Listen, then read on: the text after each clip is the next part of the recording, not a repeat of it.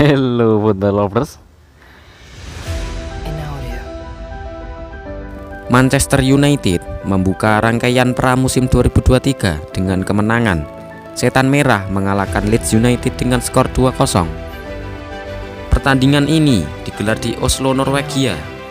Erik ten Hag belum bisa menurunkan tim terbaiknya karena rata-rata pemain utama MU baru bergabung per pekan depan. Alhasil, manajer asal Belanda itu memboyong banyak pemain muda untuk laga ini. Sebanyak 18 pemain muda dibawa ten Hag untuk laga ini. Erik ten Hag melibatkan para pemain mudanya di laga ini. Di babak pertama, ia mencampur beberapa pemain senior dengan beberapa pemain muda mereka. Sementara di babak kedua, ia menurunkan full pemain muda, di mana sejumlah pemain tampil menonjol dan membawa MU menang di laga ini. Siapa saja pemain-pemain yang tampil menonjol di laga ini? Alvaro Fernandes, bek asal Spanyol itu musim lalu dipinjamkan Erik ten Hag ke Preston North End. Menjadi pilihan utama di sana, nampaknya berdampak positif bagi sang bek. Dia terlihat tampil percaya diri sejak awal laga. Dia juga aktif membantu serangan, dan karena postur tubuhnya yang cukup tinggi, ia juga menebar ancaman saat posisi bola-bola mati. Kobbie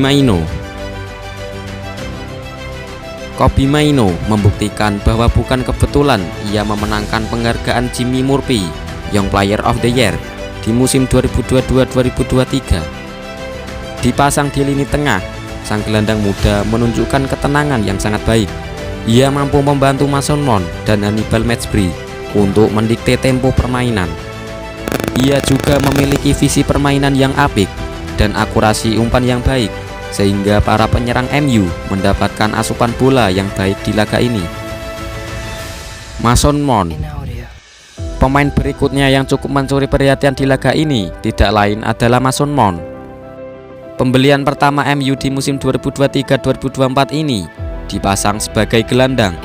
Meski baru 1 minggu berlatih bersama, sang playmaker menunjukkan performa yang baik. Hannibal Mejbri memberikan kontribusi yang menyeluruh di lini tengah MU. Ia mampu mengalirkan bola dengan cukup baik, dan ia tidak segan maju ke depan membantu serangan. Ia juga tidak malas turun ke belakang membantu pertahanan MU. Bahkan ia siap mundur jauh untuk mengover pertahanan MU di laga ini. Amad Diallo. Di babak pertama, Amad Diallo bisa dikatakan jadi pemain terbaik Manchester United.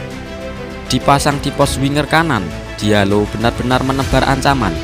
Ia mampu menyelinap masuk ke kotak penalti Leeds dan membuat para back The Withers keteteran. Satu hal yang disayangkan dari Diallo di laga ini, pengambilan keputusannya masih kurang baik. Ia terlalu lama membawa bola di dalam kotak penalti, sehingga ia tidak bisa memaksimalkan peluang yang ada. Noam Emerald. Tidak afdol rasanya jika tidak memasukkan nama Noam Emerald sebagai pemain MU yang menonjol di laga ini. Sang winger masuk di babak kedua. Tidak butuh waktu lama, ia berhasil mencetak gol pertama di laga ini berkat sepakan akuratnya. Ia juga membuat umpan terobosan yang kemudian dikonversi oleh Joe Hughes, sehingga ia bisa dikatakan bintang utama MU di laga ini.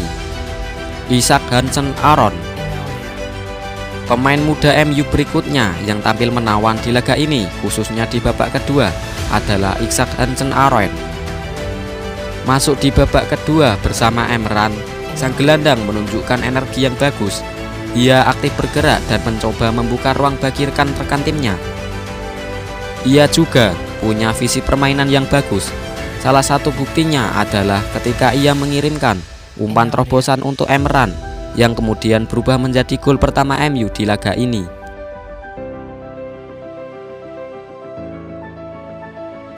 Joe Hughes berposisi sebagai striker. Hughes menunjukkan karakteristik sebagai striker klasik. Ia tangguh dalam duel fisik dan duel udara. Ia juga piawai dalam mencari ruang, dan itulah yang menyebabkan ia mampu mencetak gol kedua di laga ini.